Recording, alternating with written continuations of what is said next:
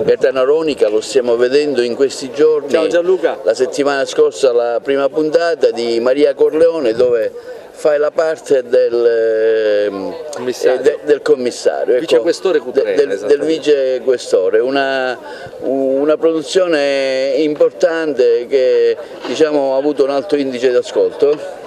Un altissimo indice di ascolto, in questo momento sappiamo che non è facile, c'è tanta concorrenza. Una fiction particolare che un po' ricalca, diciamo, l'onda della Tau 2 con la quale io ho lavorato sempre, dal Capo dei Capi a Squadra Antimafia, a Squadra Mobile e tante altre, e devo dire che ha avuto un grande successo, grazie a degli ingredienti che forse sono anche, come dire, sempre gli stessi, ma che funzionano sempre perché coinvolgono il vasto pubblico. Io sono molto contento, naturalmente il bello per me comincia adesso perché dalla seconda puntata comincia l'indagine, e ricordo a tutti i telespettatori, quelli contenti e quelli meno contenti, che adesso insomma arrivano anche i buoni, come succedeva nei film western arrivano i nostri, e io sono uno di quelli.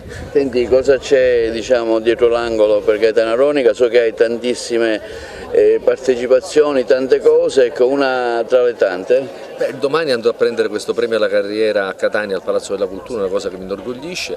Devo dire che come vincitore di Efebo d'Argento sono felicissimo dell'intitolazione a questo spazio magnifico, appunto col nome di Teatro dell'Efebo, e adesso sto girando nella Sicilia dell'Est, per cui Ragusa, Comiso, nei luoghi, diciamo, di Montalbano, un docufilm su Gesualdo Bufarino, dove io interpreto proprio il grande scrittore, è una cosa molto bella, e poi partiremo con lo spettacolo Il padre della sposa con Gianfranco Iannuzzo e Barbara De Rossi in autunno, e poi tante altre cose che verranno dopo, ma come tu sai molte delle quali noi non possiamo svelare, ma è una stagione ricca, piena di appuntamenti sia televisivi, cinematografici, uscirà Cuori di Sale, che teatrali. Io ho sempre il cuore qui ad Agrigento, e tu sai che il mio spettacolo Ombre è uno spettacolo che viaggia sempre, e quando viaggia Ombre viaggio anch'io. Riprende Ombre, dico, nella sua tournée invernale o c'è qualche pausa? Purtroppo c'è una pausa perché io devo anche, sono anche impegnato su altri fronti, sì. Anche di altri ragazzi per fortuna lavorano anche da altre parti, però è uno spettacolo che non si fermerà mai, perché è uno spettacolo sulla giustizia, uno spettacolo sugli scontri generazionali, uno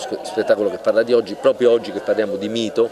È vero che abbiamo la tragedia antica, ma è vero che dobbiamo anche concentrarci sulle tragedie moderne che naturalmente ci coinvolgono totalmente e ci fanno immedesimare in una realtà che vogliamo diversa e che secondo me stiamo facendo di tutto perché lo sia, soprattutto in Sicilia.